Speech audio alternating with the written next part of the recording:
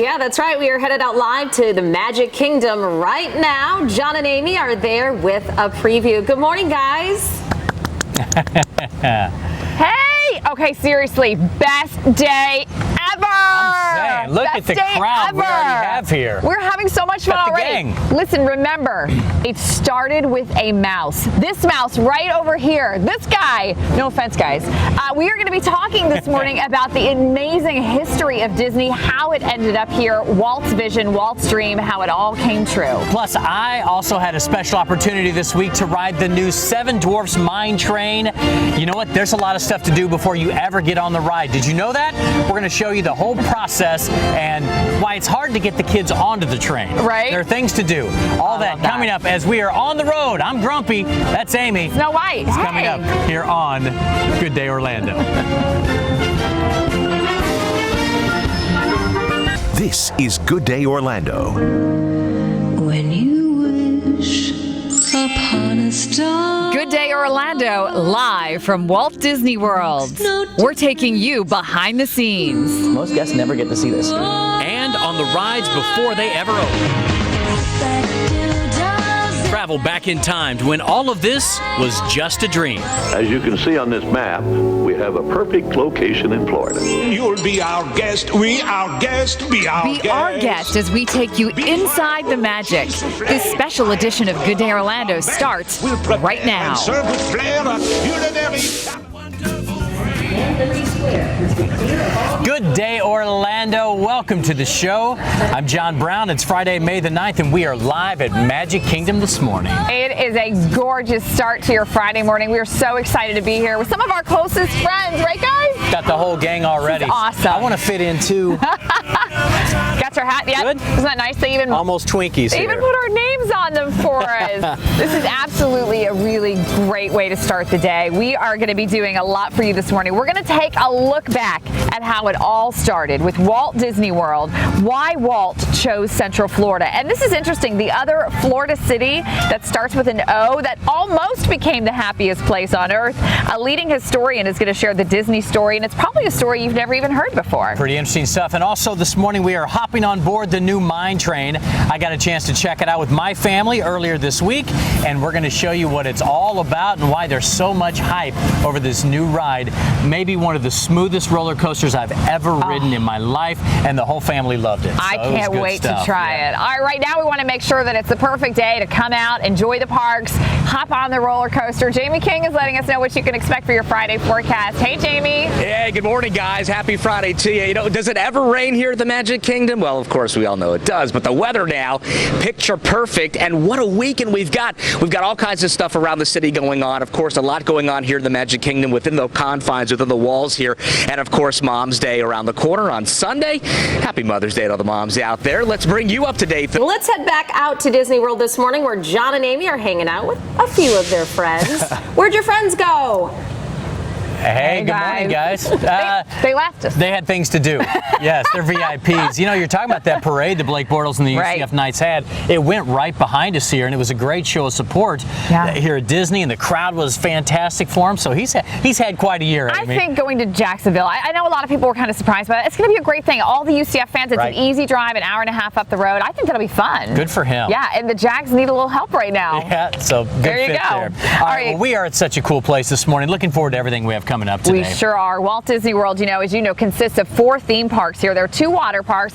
There are also 4 golf courses and 24 themed hotels, along with a lot of other recreational and entertainment venues. Yeah, what about these numbers, by the way? The resort's 66 square miles, which is nearly double the size of Manhattan. It's also the most visited resort in the entire world. The latest numbers show that more than 48.5 million guests came in a year. That's more than the entire population of Spain. That many people came in just the past year alone. Yeah, and you know what else? Disney keeps Orlando in business. Disney also turned a $1.9 billion profit in the last earnings quarter. That's up 27% from just a year ago. And income in Disney's film division more than quadrupled thanks to one very special movie. Do you know what it is? I still haven't seen it. I But can't believe you haven't seen it. I don't get out much, Amy. You've seen it how many times? We're talking Frozen, by the way. Frozen, at least a dozen times. All my kids are crazy about this Same movie. thing Yeah, here. they're crazy about it. But, you know, we talked to the guy from Visit Orlando, the CEO of Visit Orlando, and he said that, yeah, we have a huge economic engine here, but this is what started it all. And that's why we have, you know, tens of millions of people here each and every year, and a lot of our jobs depend on it. They sure do. It Pretty started with a mouse. Yes. When you that's think a about great that, soundbite. it's truly amazing. All right, still ahead here on Good Day Orlando, live at the Magic Kingdom this morning, to look at how Walt Disney ended up picking this property and how Ocala almost became the happiest place on earth. We could have been Good Day Ocala had things changed just a little bit. We have that story coming up today, Jamie King. Yes, we do. Good morning, guys. Happy Friday to you. Hey, I'm hanging out with Ariel. We are under the sea, the Little Mermaid, live all morning long here at good old Disney. And boy, oh boy, I'm excited because not only are we taking you under the sea, but on land as well. Speaking of, the weather couldn't be better for all you land lovers. We'll tell you about that. Rest of your forecast. Look at the weekend coming up live right here in just a bit.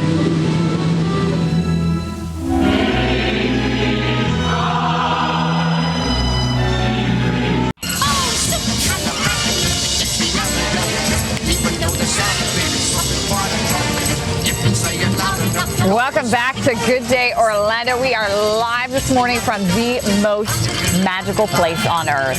I feel like I'm in heaven right now. I do too, and we got out here very early, of course, before the guest, and this place is magical, maybe more so overnight. It's quiet. We had little baby bunnies over here behind us. We did. And the ducks. The ducks. It was a fantastic way to start the day. I wish I could do this every day.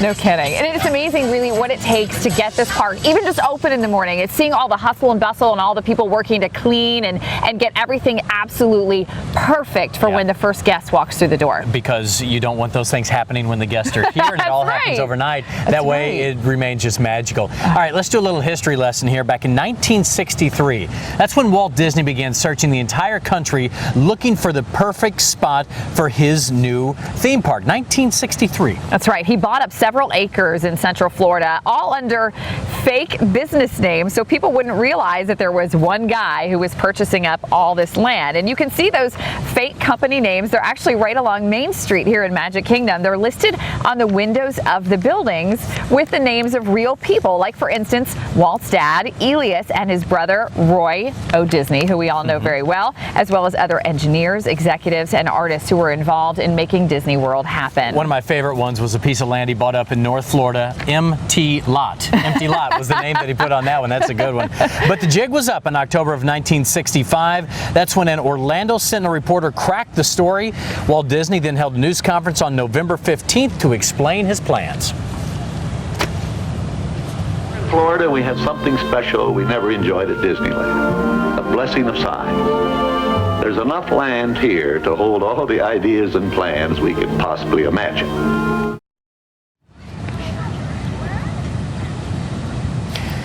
Yeah, that was a pretty cool press conference, and the rest, as they say, is history. So what was Orlando like before Disney came here? We're going to find out. James Clark, he's the author of Orlando, Florida, A Brief History. He's a bit of a Disney historian as well. Not a bit, a good Disney historian. Good to see you, Jim. Thanks for coming in today. John. Now, let's talk about that one day. How did he pick this area in Orlando as opposed to everywhere else? He had basically gone through a process of elimination. Looked at Niagara Falls, looked at Secaucus, New Jersey, looked at St. Louis as one of the possible places. And I know you're familiar with St. Louis, and it was going to be an indoor park in downtown St. Louis.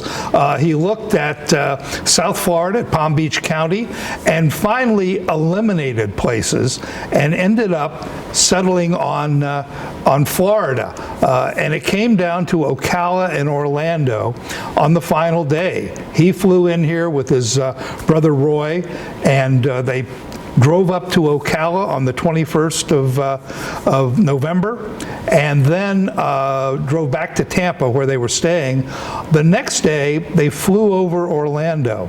And when Walt saw the intersection of I-4 and Turnpike, he pointed out the window and said, "That's it." You know, it's funny, you see some of these images behind us here of them building Disney and just how swampy it really was. How close do you think it was to becoming Ocala being the happiest place on earth? Earth. Was it really that close? I think it was that close. I think if Walt had seen how swampy it was, when they started sending people out there, they were surprised because they had to rent boats to get around on their property. I think if he had known how swampy it was, how expensive it was going to be to clean it up, he would have gone with Ocala. Since we're talking history, and I want to end with this, I like looking back at history and saying this is the day that changed everything.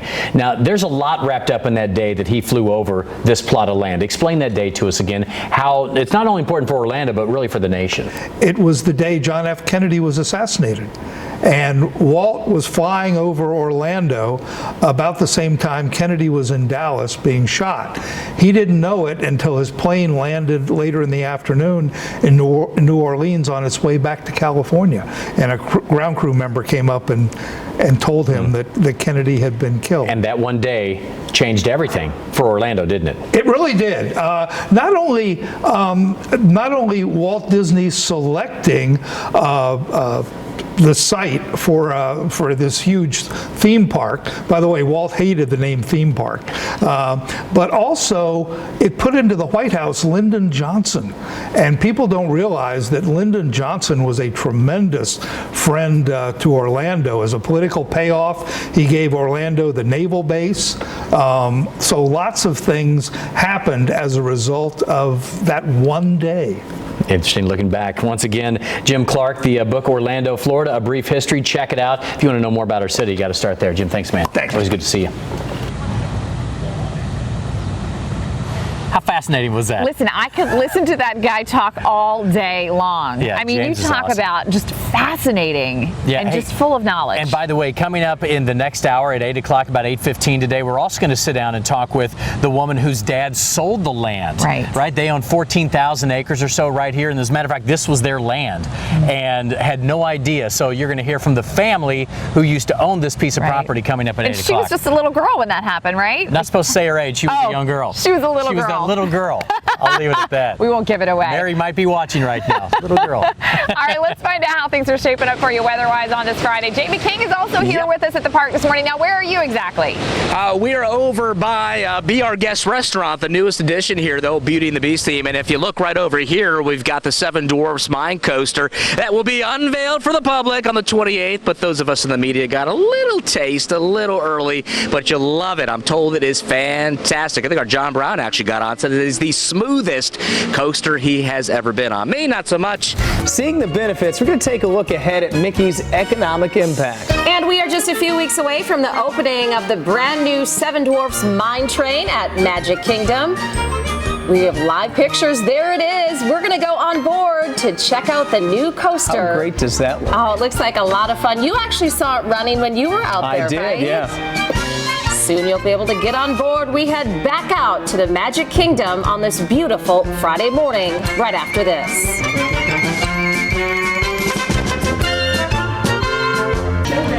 Good morning. Welcome back to Good Day Orlando, live from the Magic Kingdom. It is 7:30 right now. The chimes are playing, letting all the workers here in the park know that the opening hour is 9 a.m. and they are still getting it. Look at this gorgeous bride and groom right here. This is getting actually their pictures taken. It's the second bride and groom, or bride and groom to be, that we've seen out here this morning. And can you just imagine? Those are your wedding pictures here in the park before it opens. What a great way. And I'm going to file a formal request with management when we get back to officially make this our new studio, because I have had the best time out here today. This is amazing. The Just music, puts you in a good mood. It does. I mean, we're so happy. It is the happiest place on earth. I'm serious. We really are. All right. And we're going to take a look at a couple things this morning because there's a lot going on, including a look at all of the tourism here in Central Florida. And of course, as you know, a lot of it is because of Walt Disney World. We've got some pretty surprising numbers for you. Also, you've probably seen a lot about it in the press, and you're going to see more about it today. The newest ride at Disney doesn't open up until later this month, but I was able to get a sneak peek, including the interesting things that you can do before you ever get on the new Seven Dwarfs Mine Train roller coaster, and you can see it right there. Amy, this was so popular, and I felt bad because they let us on, to showcase it. Right. And there were people everywhere watching us ride it, and they wanted to get on the ride too. Like, we came from Germany. We're only here for 10 days. They were begging the people at the front. Let us on. It's coming up though soon, so right. you're going to get a sneak peek of why it's so popular coming up this morning. May 28th is the big That's the grand day. opening. Right now, let's find out how things are looking weather-wise. And Jamie's actually towards the front of the park right now getting ready for the big opening celebration that they're going to have here coming up a little bit. Hey, Jamie King. Oh, we are here, and Jamie has not quite made it there yet, so we're gonna send it back into this. It's a long ways. Jamie was back checking out the mine train. Walk. You know how it is. He's got to get to the front of the park, so we'll check in with Jamie. He probably got stopped by a couple of dwarves. Probably. He's signing autographs. Okay, we're gonna send it back in. Molly's gonna take a look at the forecast. Far away this morning. Now, good morning again, guys.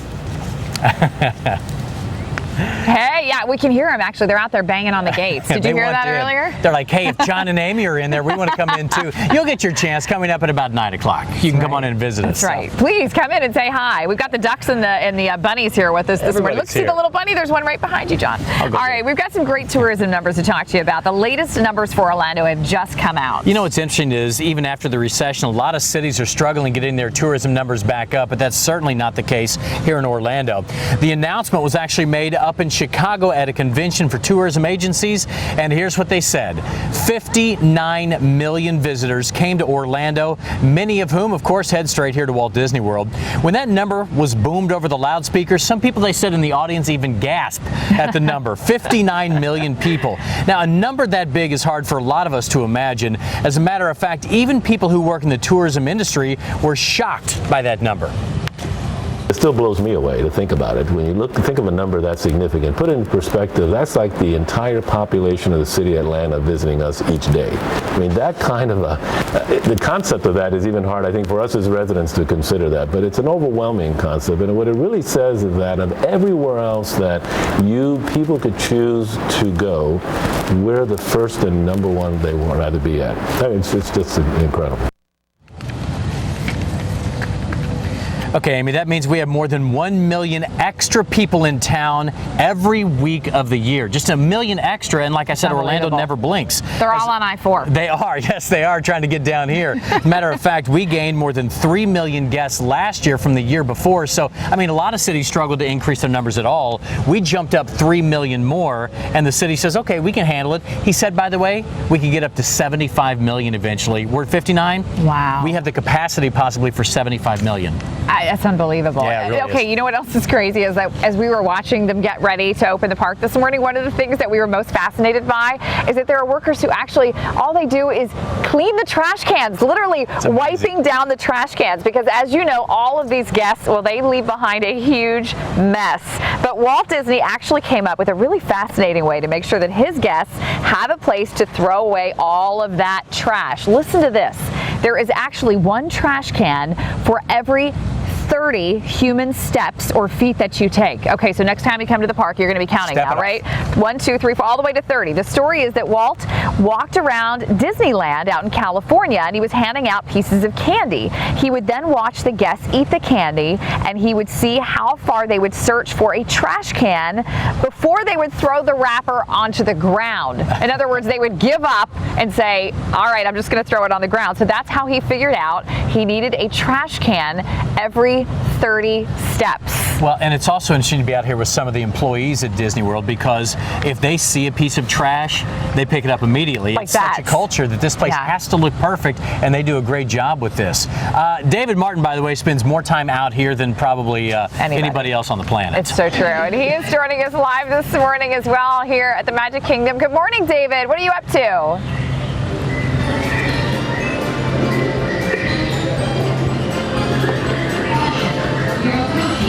Good morning, everybody, from the new Fantasyland of the Magic Kingdom. Look behind me. The sun is rising on the castle and on the tracks of the Seven Dwarfs Mine Train.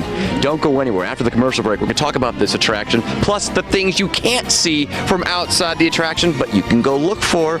Stay tuned. You're watching Good Day Orlando.